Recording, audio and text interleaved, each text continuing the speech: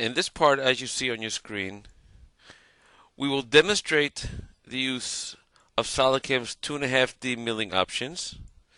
We will show the options such as face milling, pocket milling, profiles, T-slot options, drilling, thread mill. We will also show working in different positions. This first position, second position for this hole, third position for this backside over here, and various other options. We'll start off by going into SolidCAM, creating a new part for milling. And the part that we will be creating will be called 2.5D milling. And we'll simply say OK to create our new part. Now the next thing I'll do within my milling part data window, I'll first choose my CNC controller. And let's, for example, we choose the controller, we'll take an Akuma controller. Then my coordinate system, I'll choose my coordinate system by defining my first coordinate system. And I want the Z to be perpendicular to the surface. As you can see, we have different positions we may want to machine at. So my first position I'd like to choose would be perpendicular to this surface over here. So I can choose either this surface or this surface. And I'll automatically get a home position where the Z is perpendicular to that surface and it's on the top bottom left-hand corner of the part. Now, if I want to change the position, I don't want it exactly on this point, but I'd rather have it in the middle of the part. As you'll note, you'll see that there are points that come up automatically on the part itself, such as the middle of this part over here. I simply go to Pick Origin, click on that point, and my home position was moved over as seen over here. I'll suffice with this information right now, and I'll simply click on OK. Now in this window you can see we have our coordinate system data such as our tool start level, our clearance level, part upper level, and our part lower level, which is given to us automatically, or I can go to the part itself and simply click on the bottom and I'll get the same value as seen over here. Okay, I'll simply say OK. And now I would like to create another home position so that I can be able to later on drill out this hole. I'll simply go and add a home position. Again, if I click on this part, I will get a home position in a corner. Then another way I can choose a home position, by the way, is not by selecting a face, but if necessary, I could also go to define. And in that particular case, when I do define, I first pick my origin. Let's say it will be over here. I'll say my X direction, which will be over here, and my Y direction over there. And I can get my home position using the define option. I'll simply again say OK. My part lower level this time will be at the bottom over here. As you see, minus 83. And for my third position, since I do have to mill out this area over here also, I'll simply add another position by clicking and saying add. And this time I'll choose the option, instead of corner of model box, I'll be using select face, but instead of corner of model box, I'll go directly to the option that says top center of model box. And by simply clicking on any of these surfaces, I will automatically get a home position at the top center of the part itself as seen over here. I'll simply say OK. This time my part lower level,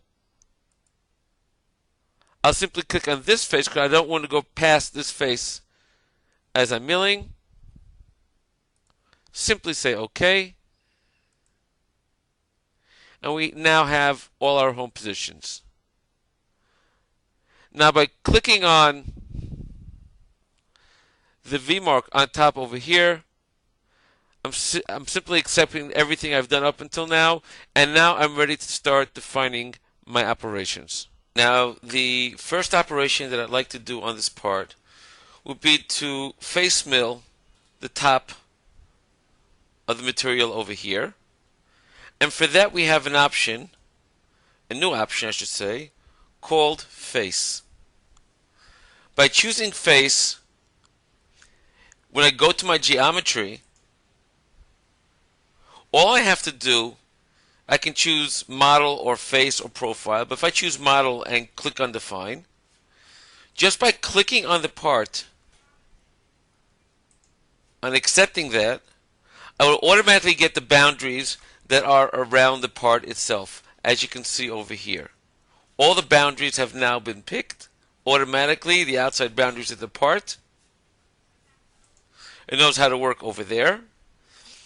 The next thing I have to do is choose a tool, and in this particular case I'd like to add a new tool of a face mill. And the face mill that I'll be using will be let's use a 100 millimeter diameter face mill, and we'll just select that tool as it is. Now my levels, my upper level will be, let's say 2 millimeters for the excess material they may have on top. My face depth will be up until the face over here itself. My step down, I'll leave it at 2 millimeters. But now when I go into my technology, I'll skip over this for a moment and I'll go directly into my offset. I can say, okay, I want to have a floor offset, let's say 0.3 millimeters, and do a finish cut. Note also the pictures on the side itself. Now, as far as how we do the top, we have several ways. We can either do it by hatch, as you see in the picture going back and forth, or contour. But in this particular case, if the tool is wide enough that it covers the entire part, which is the case over here, we can do what we call one pass. Where as you see in the picture over here, the tool will just make one simple pass in the middle, exact middle of all the borders that we've picked around the part itself. And I can tell it in my data area that I want 110% of the tool to go past the end. Or I can use a value of the tool. I'll simply say save and calculate, and I'll simulate my part now. And as you see, if I do solid verify, my tool will come down,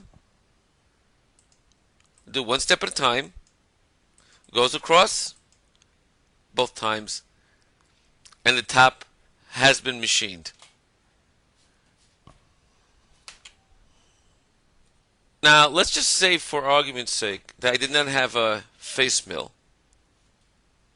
but instead all I had was a regular end mill, and say the diameter of my end mill was, we'll choose a new end mill over here, and say my diameter was 25 millimeters. So doing what we call in my technology area of one pass will not suffice. So I can use something else called hatch, where the tool will go back and forth until it finishes machining the part. Now, in my technology area, I can control what angle I want to work at. I can control how far I want it to go past the part itself. I also have control of how much past I want to go on the edges of the part, 25% or a value of the tool, 6.25 millimeters of the tool. I can go zigzag or one way. And if I want, I can even add a fillet as it goes around over here. Let's just simply say OK over here. Another important factor is my overlap. I can say how much of the tool I want to overlap between one step and another. Let's just bring it down to 10% of the tool to overlap. Now simply say save and calculate. If I were to simulate, and let's do this in the top view using my host CAD simulation, you'll note and I'll show my tool, you'll note that the tool goes down, across, covers the entire part. So in this particular case, choosing my geometry was made very simple. No extra sketches were needed. And I made a simple pass on the top. If I had a big enough tool, I used one pass. If I didn't, I used hatch. Now, in my next operation, I like to mill around the outside of the part. So for this, I'll go into my operation, and I'll choose the option of profile. Now, the geometry that I'll be using will be around this part over here. So I'll simply click on this line over here as the curve I want to use, but I want to change direction, so I simply click on change direction, and I'll use the option of auto constant Z to capture my entire chain around the part, all on the same Z level. Now the tool that I will be using, I'll create a tool that is in diameter of 20 millimeters, and I'll say 20 millimeters for the tool. The entire length of the tool itself, how much is sticking out of the holder. Let's stick it out of the holder of, say, 45 millimeters. The shoulder length of the tool itself, the cutting length.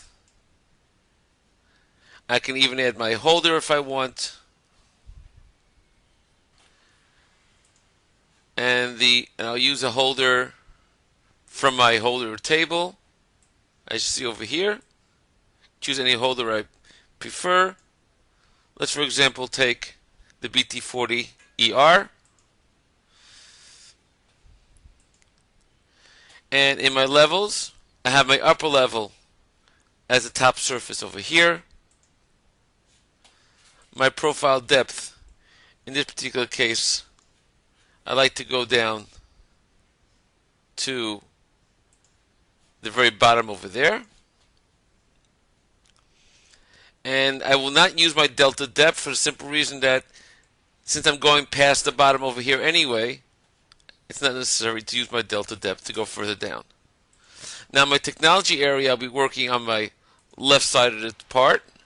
If I go into here, you can see that if I use my top view, that my tool will be on the outside, working on the left hand side of my toolpath. I'll be using compensation, and what I will do now also is I would only do a finish cut and go down every 12 millimeters.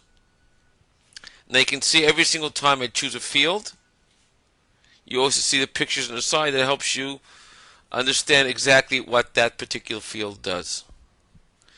Now the next thing I'd like to do is go into my link area, and let's say I'd like to go in, have a lead in of, let's say, 4 millimeters using the arc option as seen in the diagram on the bottom over here. And for argument's sake, let's just do a lead out with normal of also 4 millimeters. We'll do save and calculate. And the simulation I like to do right now would be the 2D simulation. Let's just minimize this window a little bit. And we'll do this one step at a time.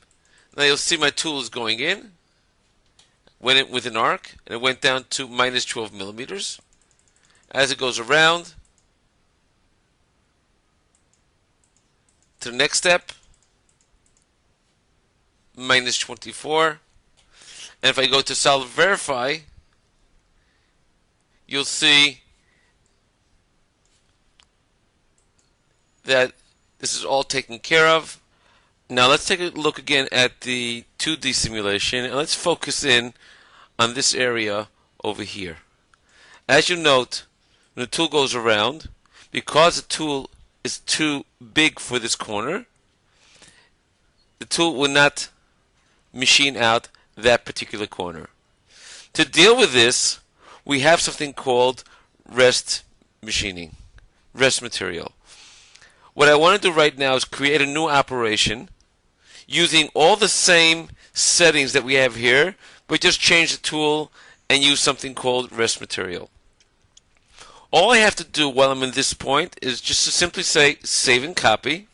You'll note a new operation has been formed now, and it's now open within that new operation. All I have to do now is go into my tool, select a tool, and I'd like to create a tool that is an end mill of 6 millimeters. My levels and technology, my levels will stay the same. In my technology area, this time I'll use the option called rest material chamfer and use the option called rest. And in the data area, what I have to fill in is just what the diameter of my previous tool was, which was 20 millimeters. I just say here. And I can add an extension, in other words, how far past do I want it to go the actual start point. Say I'll add an extra 2 millimeters on each side. And I'll simply say save and calculate. Again, I'll do my simulation, and again, I'll use my 2D option of a simulation.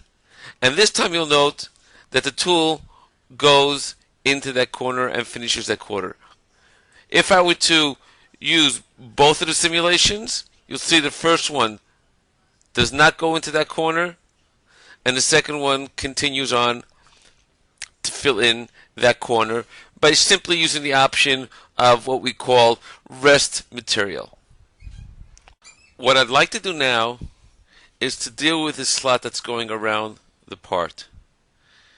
And to cut this part, what I would like to do is use a Woodruff cutter, or a T-slot cutter as it's also known. And for that we have a specific operation called T-slot.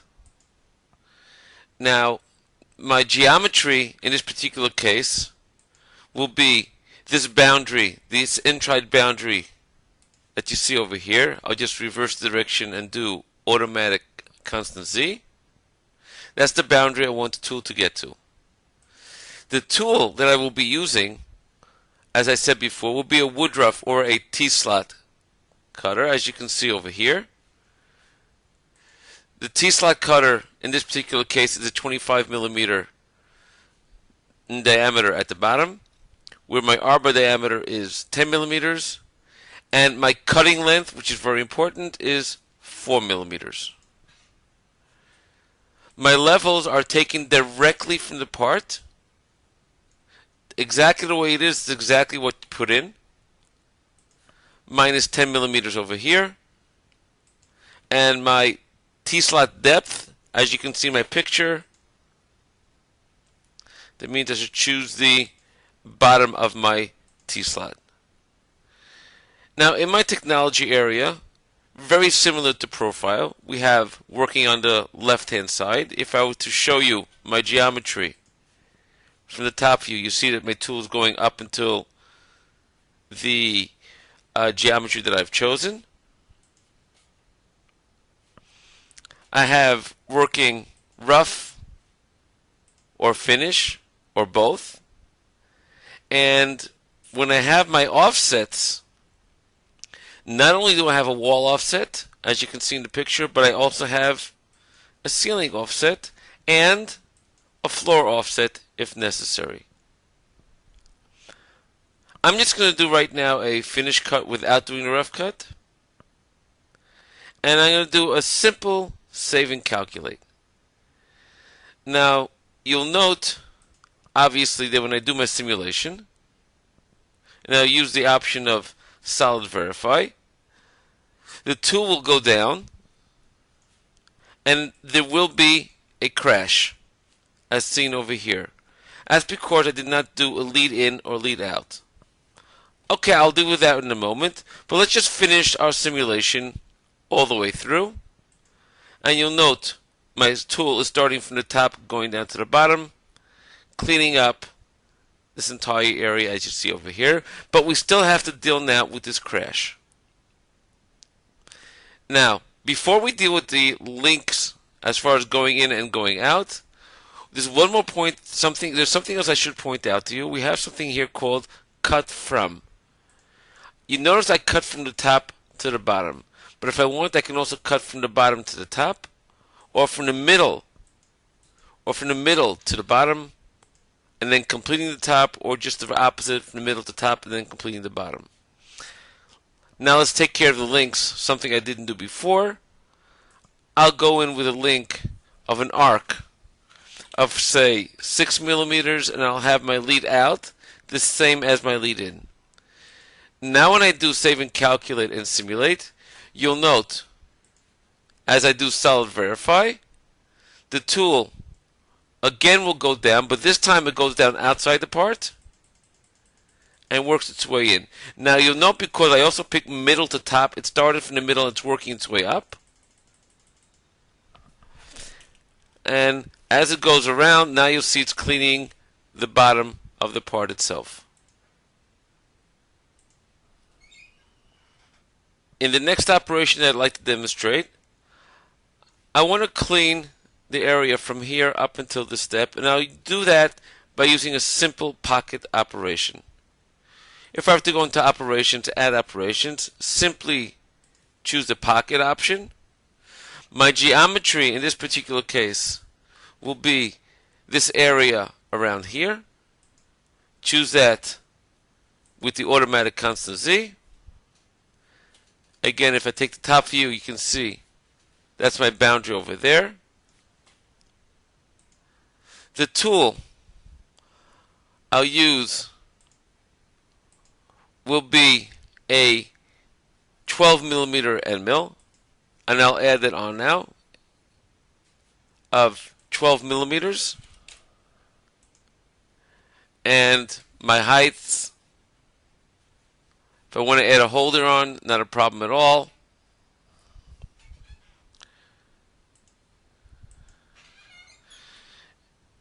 I have my feeds and speeds, and selecting my tool.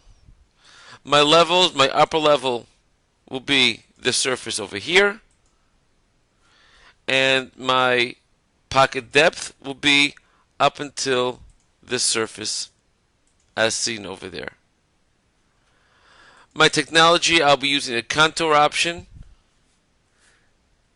I have my wall offsets, floor offsets, and in my link area I have my ramping, and I want to go in using the helical motion, as you can see, in the diagram on the side. In my data, you'll note I have my angle and my radius that I will be using. My lead out, I'll have it as an arc of 2 millimeters. Let's just do a simple save and calculate and simulate. Again, I'll use the option of solid verify, and you'll note as the tool goes in, and I'll slow it down, it did a circular motion, a helical motion, and we basically have that surface cleaned again. I'll do this again slowly. As you saw, the tool went in a circular motion and cleaned the entire floor. Now let's do this just one more time, but this time I use HostCAD. And if I look at the top, take the top view, you can see my tool going around. But let's get rid of Show Tool for a second and do it this way. And let's concentrate now at these corners over here. You'll note that as the tool goes around, gets to this corner over here, it makes a sharp turn. This is not necessarily always good for the machine. So what we have is, within our technology area, for data of a contour, we have the option of how we want to deal with our corners. If we use fillet, you note that it'll round out those corners as we go along. If I do save and calculate and simulate now, you'll note that all these corners are now have a radius. There is one other option that I can also use, is that we have something else called smooth.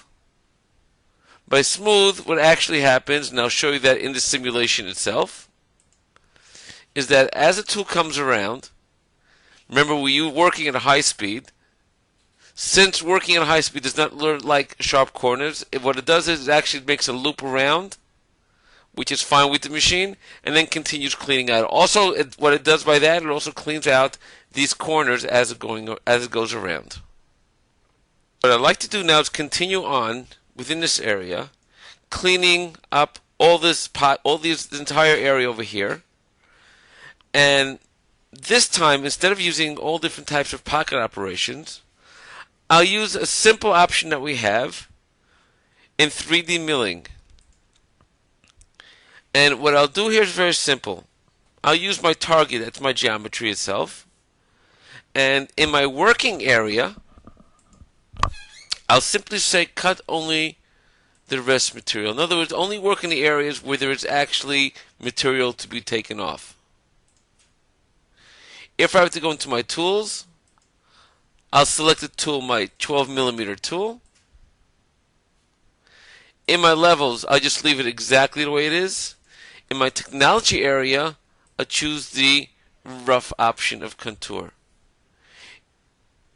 Let's say I'll go down every 10 millimeters. And then I'm going to also use the option called Clean Flat. Clean Flat, what that does is, if you take a look at the part itself, you'll see that sometimes as I'm going down, there may be areas which may not fit in within the 10 millimeter step down. What this Clean Flat will do is also stop on those areas and clean those specific areas up before going down. Let's just do a simple save and calculate. And then we'll do a simulation. Now if we were to simulate the part, again using the option of Solid Verify, you'll note that the tool will work inside that area itself, cleaning up every single area which that particular tool can work in. Now, to clean the rest of those areas itself, where the tool cannot get into, what we'll do is simply say save and copy. We've created now a new operation based on the previous operation, and this time we'll change our tool and we'll use a 6mm end mill. And I'll leave it exactly, remember, the way it was before. Remember, if you have my geometry area over here, we still have the area of cut only rest material. Now the only thing I'll add on to this is in my technology area. First of all, I'll change my step down to every 6 millimeters instead. But what I'll do now is I decide, you know what, let's do also a finish cut. And I'll choose the option of constant Z.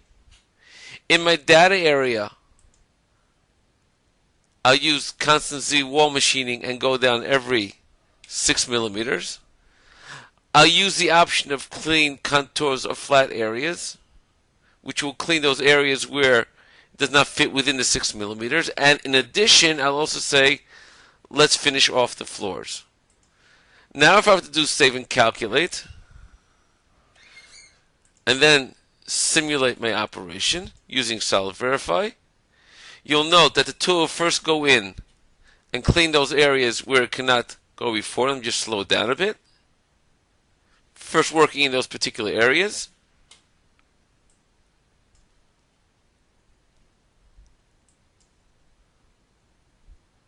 And now it's also working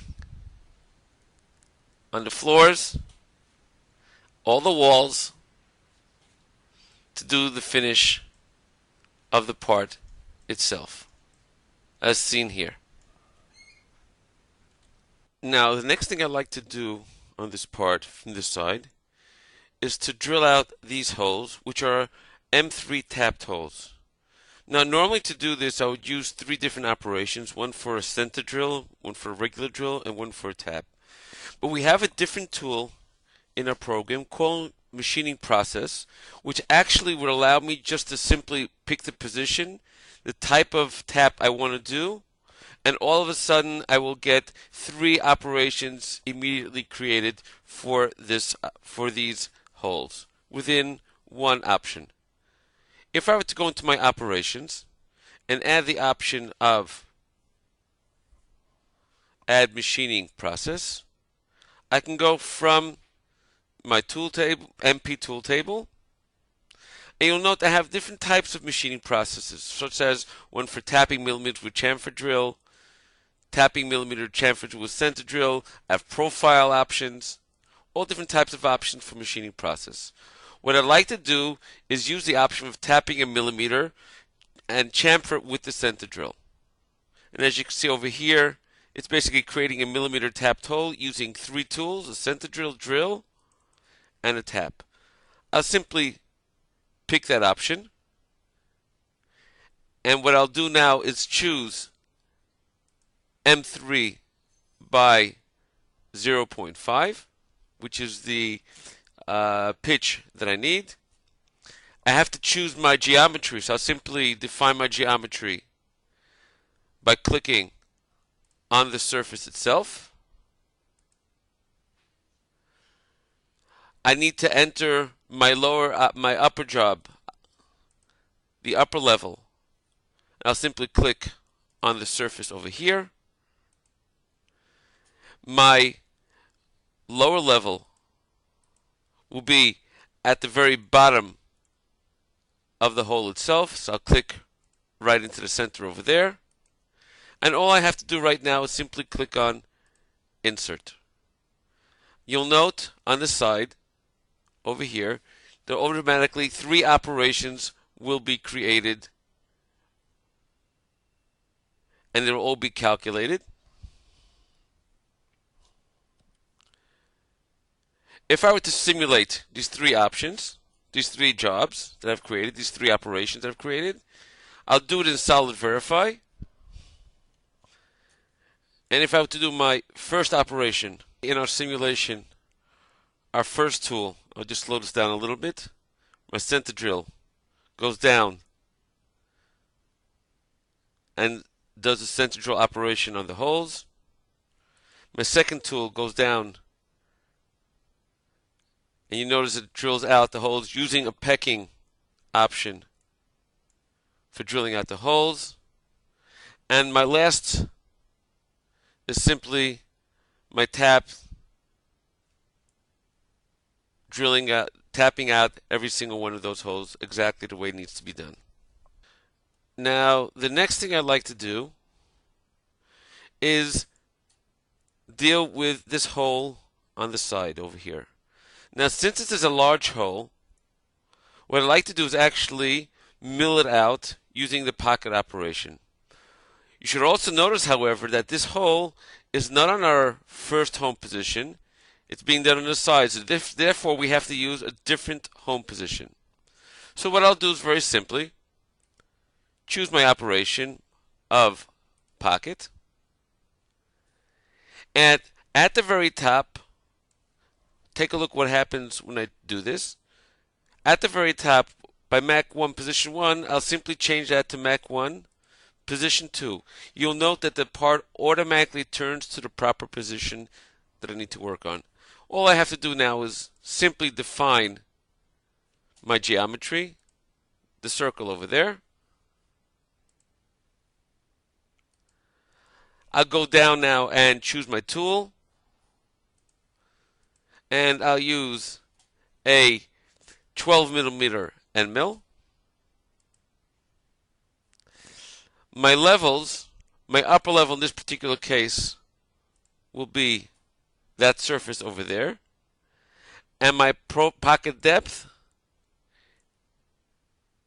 you'll note if I turn the part around, I have to go to somewhere around here, so I'll simply click over there, and then I'll just simply change this value to 15 millimeters. I have my technology of how I go into the part, offsets. I'll simply do a quick save and calculate, and then simulate my operation. And again, I'll use my Solid Verify simulation. And you'll note the tool will go down. Let me just turn it to the other side. until it passes and completes that entire hole. Now what I'd like to do in addition is that since I'm going into full material over here, I like to first create a drilled hole so it'll be a lot easier for my tool to work in that area itself. All I have to do is simply create a new operation, add operation drill, and for my geometry, since I want to base it on the pocket itself, I automatically have a new geometry for my drill called drill for P contour 4, which is the actual pocket itself, as you can see over there. In other words, the pocket itself automatically creates a geometry for the drill. All I have to do right now is simply add a tool, and I'll add a simple drill, and I'll use a drill of, let's say, 10 millimeters. Select my levels. Again, my upper level will be here. My lower level, I'll simply write in as 15 millimeters. And if I want, I can say also, I want my 15 millimeters to go to my full diameter depth. And in my technology area, if I want, I can use drill cycle type of PEC and go down in a step down of, say, every 5 millimeters. Now, when I do save and calculate, note that the operation is automatically before the pocket. It puts itself there automatically. If I were to do simulate, and I'll simulate both the operations using Solid Verify, you'll note that the first tool will go down a drill, and my second tool, my end mill, will go exactly in the same spot and mill out that hole. By putting that drill there before, it made it a lot easier for the tool to work. Now, if we take a look at our SolidCAM Manager, you'll see that all our operations over here are part of Mach 1 position 1. You can see them lined up one after the other, and whatever was done in position 2 can be seen here in position 2. Now the next thing I'd like to do on this part is actually now work in position 3, and I'd like to machine this surface over here. So what I'll do is I'll simply go into my operations, add operations, and I'll use actually a pocket. I'll use, as I've said, Mach 1 position 3. And in my geometry, what I'd like to do is actually have my boundaries as the outside boundary and the boundary of this island, as you see over here. What I'll do in order to choose that will use the option of multi-chain. Simply click on the surface. I get all the chains that I need over there. And the chains that I don't need, such as 3 and 4, I can simply erase them from my list. And I have the chains that I need to be working on, as seen over here. The tool that I will be using, I'll be using again a 10 millimeter end mill, a 12 millimeter end mill. My levels, my pocket depth will be at that surface over there at minus 2.5 millimeters. And in my technology area, I will use contour. Now if I want, since I want to go past that area, I can simply say wall offset of a negative value, say minus 16, and that would actually clear the outside wall, but since my island offset is 0, it'll stay at 0. Or I can do something else. In my geometry area, If I go back to my defined geometry, and if I right click on my first chain, we have the option called Mark Open Edges. By Mark Open Edges, I can simply mark the outside boundary of my part and simply accept that. And you'll note now that that boundary is in a black color, marking it as an open boundary. All I have to do now in my technology, you'll note now that I have what we call approach from the outside. This is automatically opened up the moment I've created an open boundary. And if I now do simply save and calculate, you'll see that during the simulation, I use the option of solid verify, and I'll do this one step at a time. My tool will go down from the outside, as you saw, and start milling away the part itself.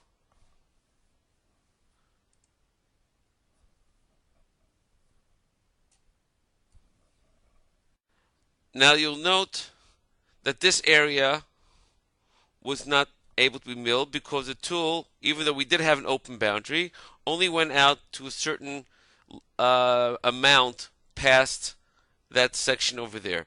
What we can do is very simple, is we can go into our contour, or even better yet, we can go into our extension area of how much we want to go past our part. And we can say, you know what?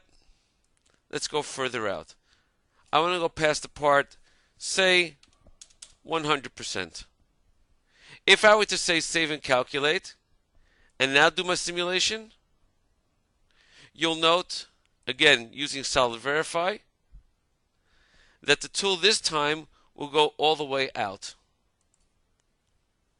And we've cleared that area over there.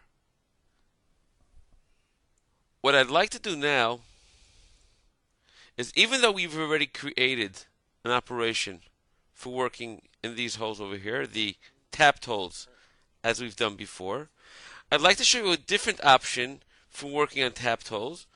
We have now the option called thread mill. In other words, using a mill specifically designed for milling out threads. What we'll simply do is go into operations, and we'll go to our option called thread milling. Now obviously the position I need is position 1, so choose position 1. And the geometry is the same geometry that I've used for my actual drilling of the hole. It's picked the exact same way. Simply pick my geometry.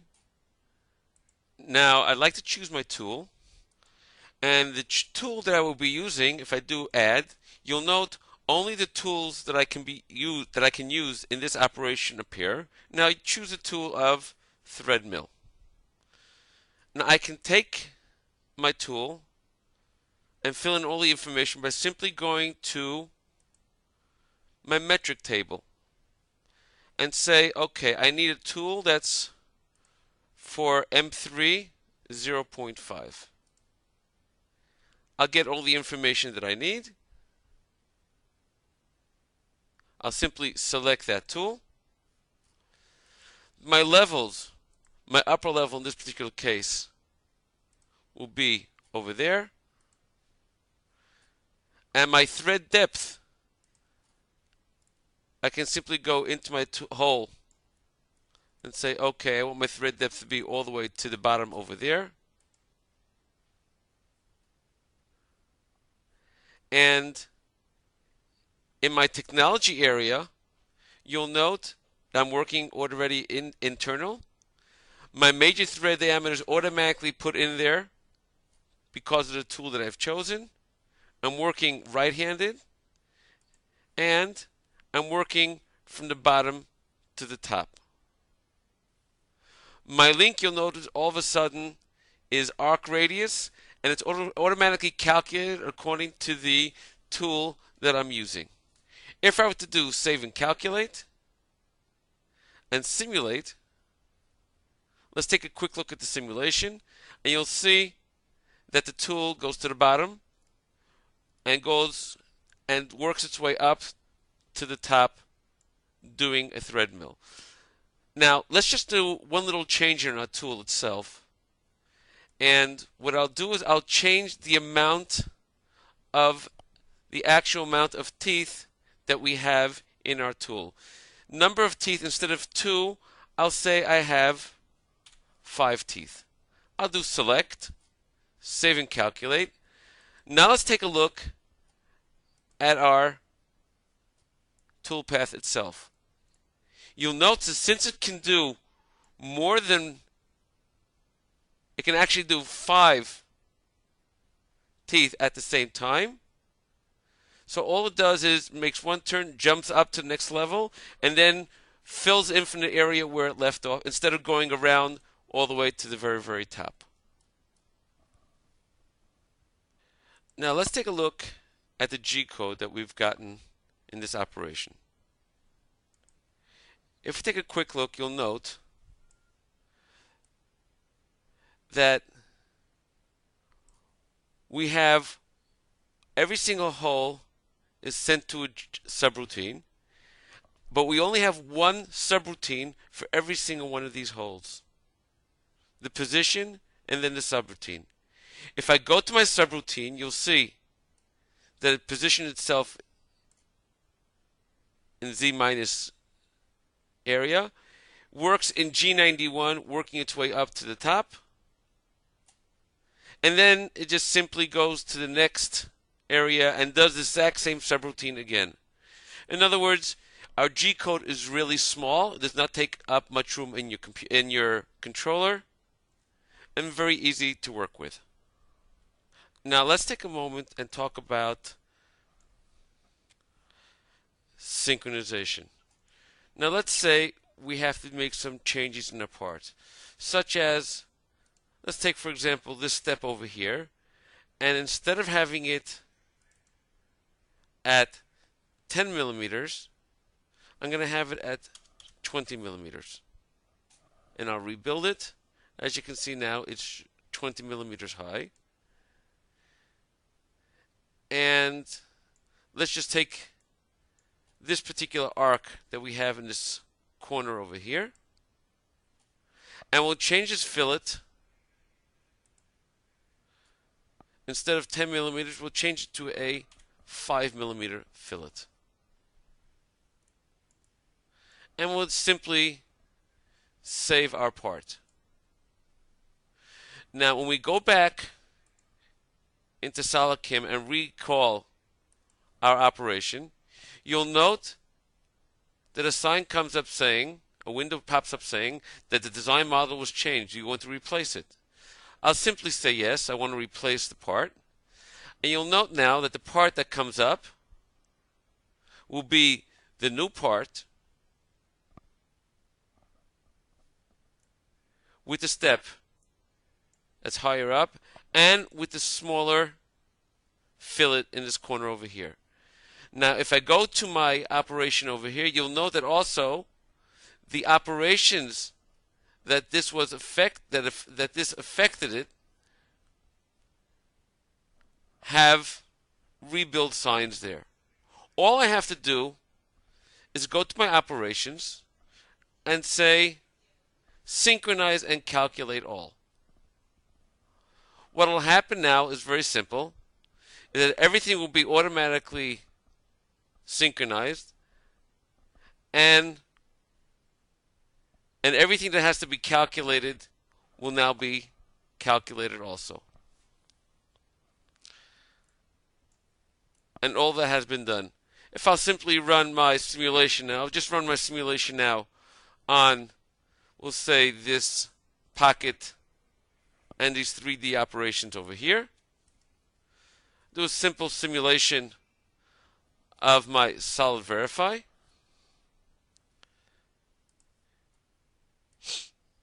You'll note that I have a smaller radius now in this area over here. And my step on top